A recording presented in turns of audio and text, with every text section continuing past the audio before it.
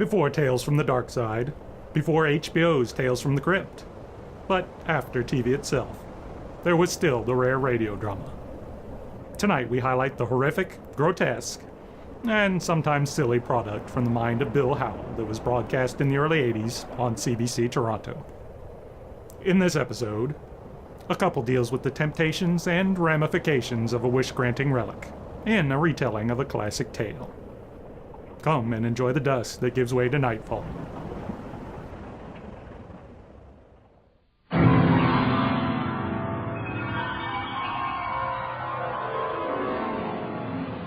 In the dream, you are falling, lost in the listening distance, as dark locks in.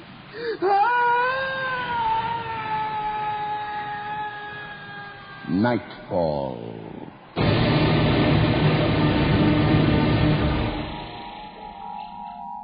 Good evening. Tonight we have a special treat for you. A new production of a story that refuses to die. I ask those of you who may have heard it before to warn your loved ones that we are about to present The Monkey's Paw.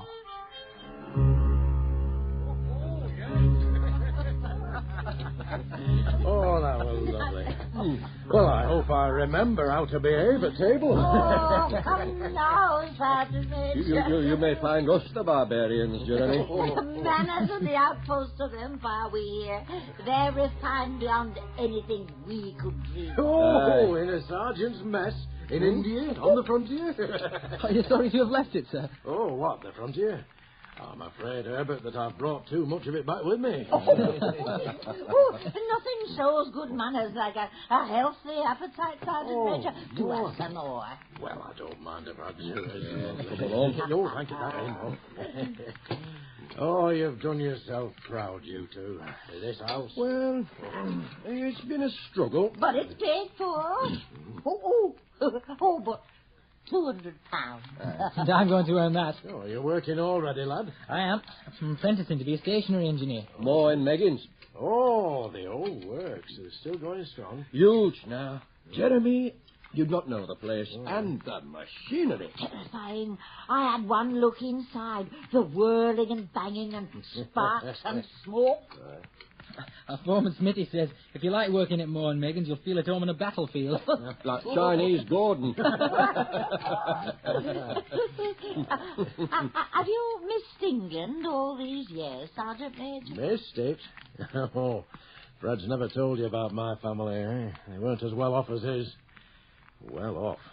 In the county workhouse. There's no job in a fine shop for me. But, yes, we remember our young days fondly, don't we? The anger fades. You've done well in the army. Very well. Well, I'm still breathing, yes. China, Africa, India.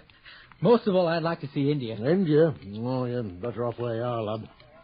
There's too much everything, India. There's too many things off the map. Off the map? Here, I'll show you something.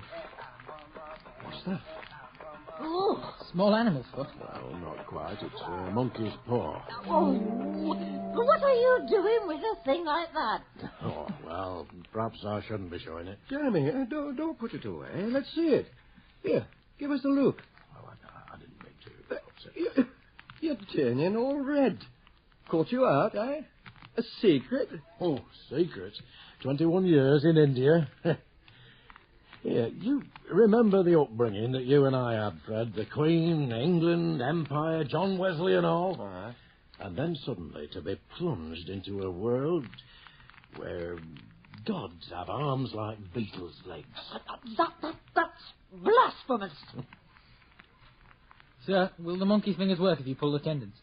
Like a rabbit's foot? Oh, well, I'm leaving the table if this talk keeps on. Don't get carried away, Dorothy. I must tell you. See, I was in India less than a fortnight when I was trapped in the midst of a festival called the Kali Puja. It's the darkest night of the month.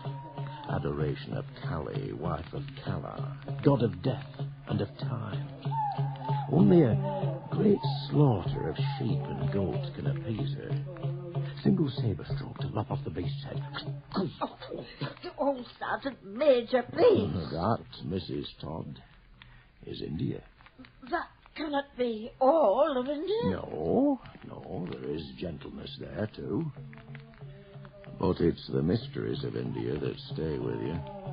There's no way to shake them. You think you have as you sail up past Aden and the Suez. You feel you're a sensible, no-nonsense Englishman again. And then, out of the blue, in a cottage as cosy as this, the shock of something quite... Something quite frightful. Like your monkey's paw. I'd rather you forgot it. Let's see it again. Just once more. Oh, very well, if you insist.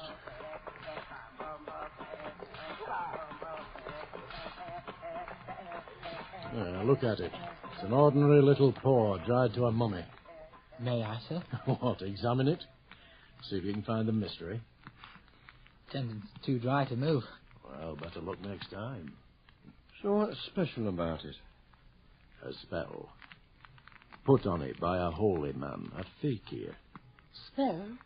To prove that fate rules our lives. How? He decreed that 3 people, each in turn, would have 3 wishes granted by it. 3 people, 3 wishes, and no more. Did the 3 people get their wishes? 2 did. The 3rd is yet to come. Jeremy, you've not given it a whirl. I have. That was the 2nd. And were they... Granted? They were. What were they? Oh, they were small enough. But I shall never tell how they were answered. Oh, my. Sergeant Major, you are making a fine spoof of it. Even your face has gone white. Yes. And, the first person who wished? Was a friend of mine, a lance corporal from Aberdeen. I don't know his first 2 wishes. His 3rd was for death. That's how I got the paw. But you finished with it? And you still keep it? But what good is it now, sir? I did have some idea of selling it, but no. Jeremy, if you talk up that monkey's paw with others as convincingly as you've done with us... It's caused enough mischief. If you could have another 3 wishes, sir, would you want them? No. My God, no. No one must ever ask a wish of this thing again. Now, be done with it. Jeremy, what did you do that for? Toss it in the fire. Quick, up and fish it out. Hurry, hurry. Right.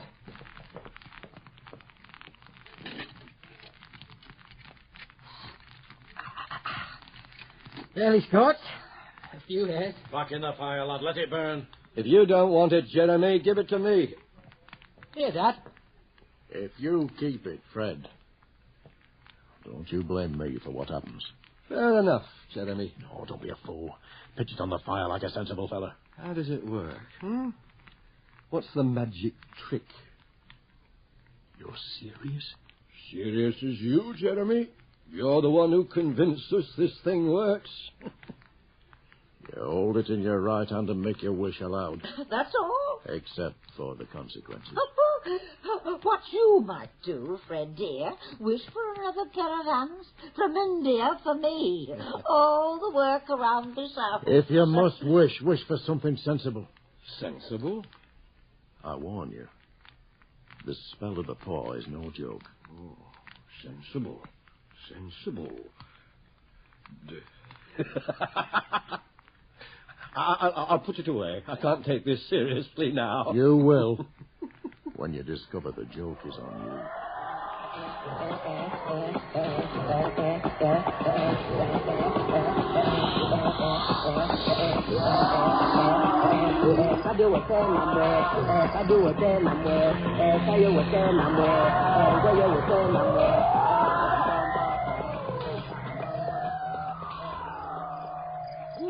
Good night. Oh, that was really lovely. Bye, Jeremy. Come see us again. Aye. Thank you. It's very kind of you. Lovely. Good night. Night. Now,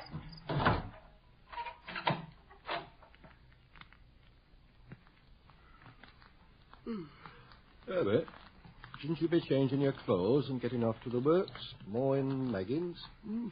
Got an hour yet, till the midnight shift. I like your Sergeant Major, Fred. Do you know? He's changed.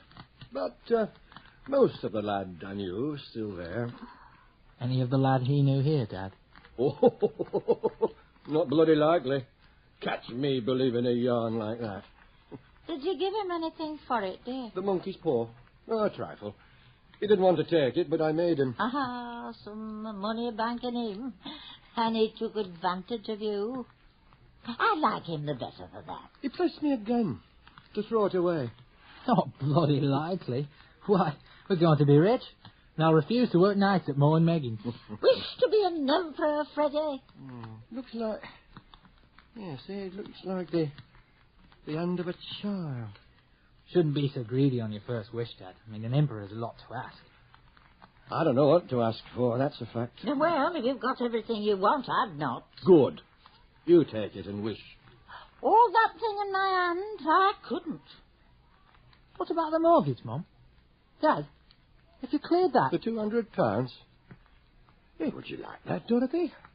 Not too grasping, frivolous? Oh, I don't know when you two are serious. As serious as you, Mum. Do it, Dad. I wish. Don't anybody giggle. I wish for £200. No! Freddie? What is it, Dad? It moved. What? The monkey's paw. Cool that. Stiff and solid as a walnut, then suddenly What? it twisted in my hand. But look, there's no money coming out of the wall. Look at your wallet, Fred. It's the most sensible place for wish for money to appear. Yeah. Feels no fatter. £1, 2 shillings. Well, so much for that. Oh, yeah, but pick up the paw before you step on it. Shall I give it to the cat? But put it on the shelf. As I wished, it twisted my hand like a snake. Nonsense, Fred. It's just your fancy. Well, no harm done.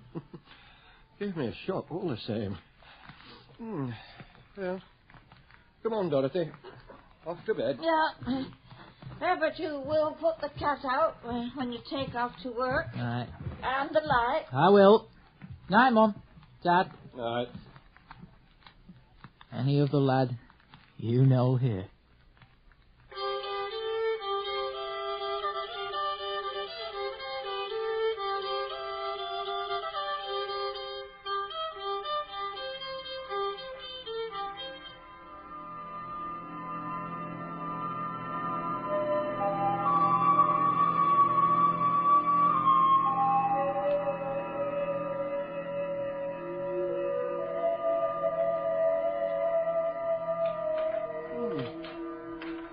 Change of weather. Cloudy. Gusty. Opening shop this morning, Freddie? No, it's Joe Barnes' turn. I can dawdle. I do hope it doesn't rain before Herbert gets off shift and home. What you looking at? Out window. There's a man out there on the street. Never seen a man out there. Oh, he's peering at the house. That's the 4th time he's passed the gate. Oh, real tough. And he's coming in. Oh, dear. Answer the door, Freddie, while I get rid of this apron. He's not a lord, Dorothy. Yes, sir. Hey, Mr. Todd. I come from Moe and Meggins. Oh, do come in, won't you? Thank you. My missus. How do you do? My name's Tilbury. I was asked to call on you. Oh, excuse the mess, Mr. Tilbury. We weren't expecting... Do sit down. I'll not include more than a He's moment. come from Moe and Meggins, dear. Oh. Is anything wrong? Nothing's happened to Herbert. There, Dorothy. Don't jump to conclusions. Mrs. Todd, Mr. Todd. Oh? I'm sorry. He's hurt. Is he hurt? I'm afraid... Aye, he's badly hurt. But he's not in any pain. Oh, thank God. Fred, you see, Freddie, it's not so bad. I thought... Oh, that's Fred. But it's not so bad. It's all right. No, it's not. Your Herbert was caught in the machinery, Mrs. Todd. He was drawn in among the pulleys and the big flywheel. Caught? In the machinery? What's he saying, Fred? Don't believe him. No, he's been such a careful boy, Herbert. Oh, wait. Mr. Tubley, they've mistaken him for some other... Tell him, Fred. Tell him. He was the only one left. We lost 3 babies. We all wish we could undo this. It's hard. The firm wishes me to convey their sincere sympathy with you and your great loss, and I'm to say that Moore and Meggins disclaim all liability, but in consideration of your son's services, they wish to present you with a certain sum as compensation. How much? £200. You didn't say. 200. Here, Mr. Todd.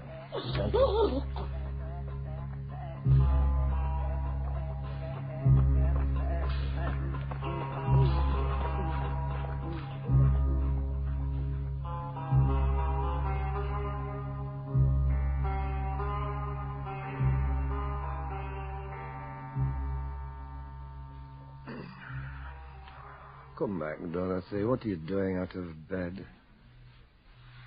What was I doing in bed? Aren't you cold? Does it matter? No. Nothing matters. Yes. It matters that you don't... Don't what? Come back to bed. You catch your death, my dear, wandering about in the middle of the night.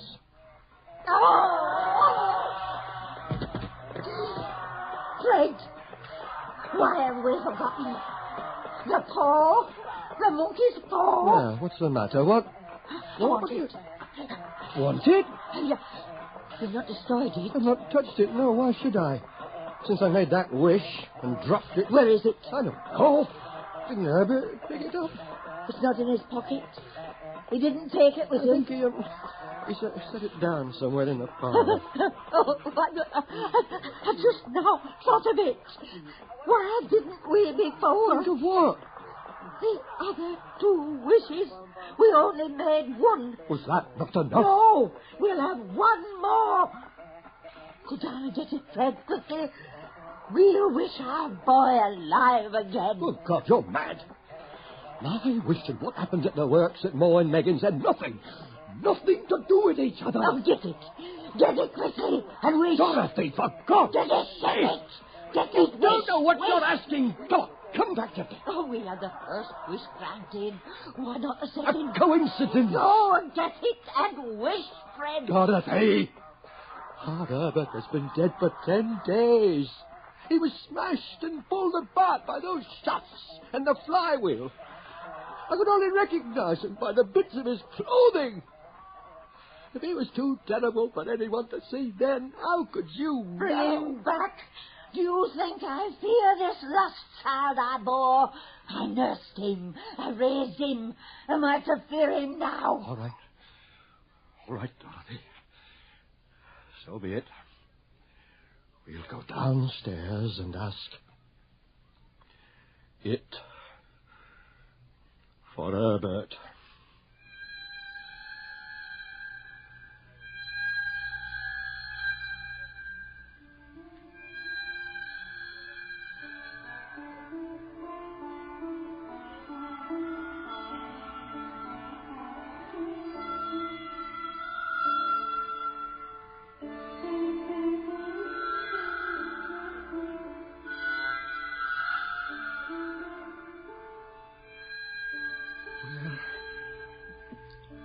Oh, here it is. Dorothy, I can't. Wish. Fred, wish. For our son. It's foolish and wicked. Do it. As Sergeant Major Morris told you to. Hold it in your right hand and wish aloud. And remember, Jeremy warned us of the consequences. The third wish was for... Wish. I wish my son alive.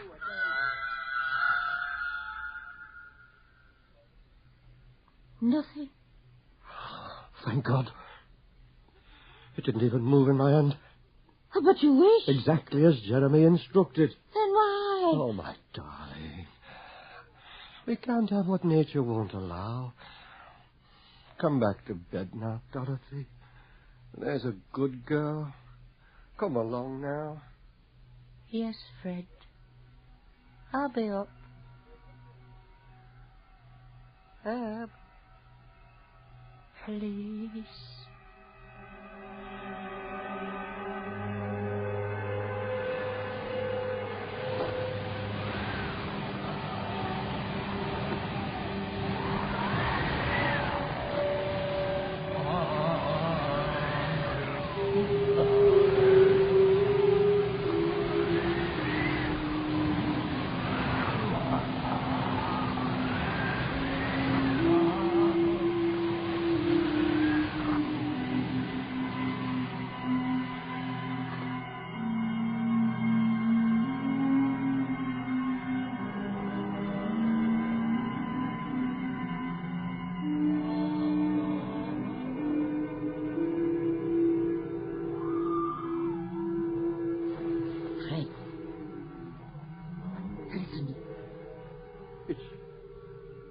Some animal outside. It's Herbert. I don't hear anything. It's our son. It's him. Dorothy, for God's sake, stay here. Don't go down. Call me. My boy. It's my boy. Of course he couldn't get here sooner. The cemetery's 2 miles away. Dorothy, there's nothing. Don't go. Why are you holding me back? Let go.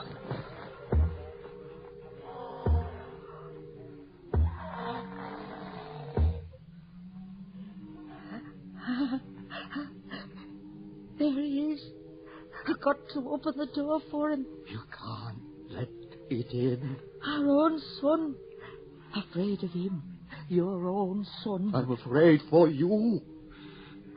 You didn't see him when they pulled him from the flywheel. And he's been 10 days in the earth. Let me go. I'm coming, Herbert. I'm coming. Oh.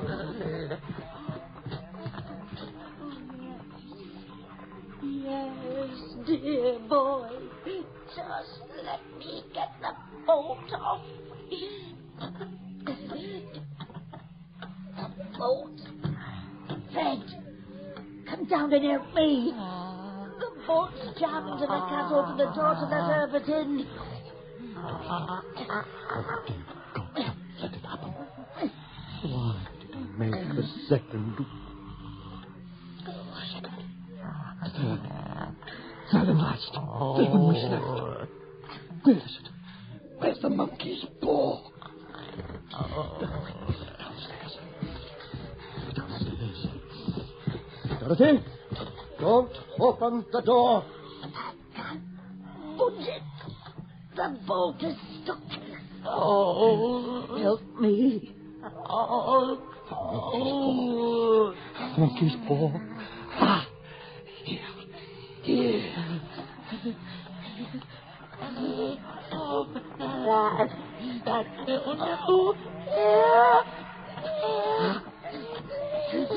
It's coming loose. The lock. The bolt. Wish, my son, gospel truth. Dead again. Herbert, my child, my son. Nothing. No one. Only the wind, Dorothy. And the leaves in the moonlight. And the gate banging in the wind. All so natural. Nothing out of place. See? You wished Herbert dead. You sent him back to his grave. You wouldn't have wanted him alive. So mutilated and in such agony. Why didn't you wish him alive and whole? Why didn't you, with your last wish him whole? Oh, God.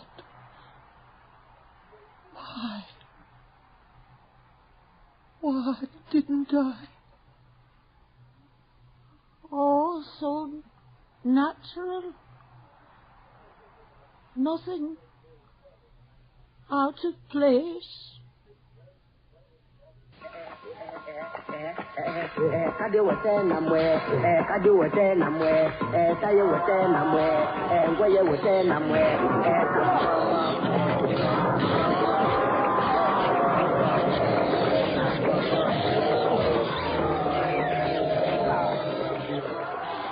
You have just heard The Monkey's Paw, the short story by W. W. Jacobs, dramatized for radio by Len Peterson. Featured tonight were Ruth Springford and Eric House as Mom and Dad Todd, Chris Wiggins as the Sergeant Major, Michael Wincott as Herbert, and Graham Haley as Mr. Tilbury. Our recording engineer is John Jessup, with sound effects by Bill Robinson. The senior script editor is John Douglas, and our production assistant is Doris Buchanan.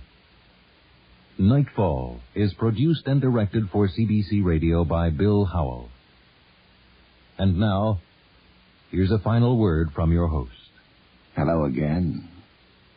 Next week, we'll explore uncharacteristic behavior in the animal kingdom. But we can't promise that our animals won't resemble humans. What are you afraid of? Wildcats. Wildcat. They come in the dark. I can't stand to hear them shriek when the moon is full. Wildcats? In this part of the country?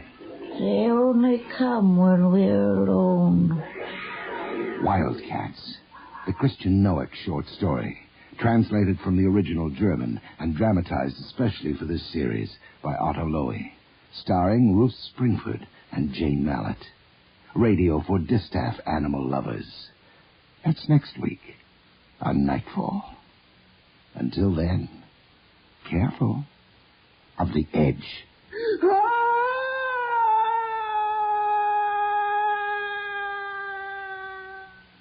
Funds for the distribution of this NPR Playhouse presentation were provided by the Corporation for Public Broadcasting.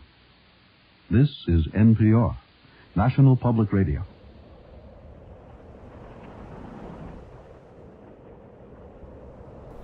Always remember, be careful what you wish for, else you might get the finger. Until another night.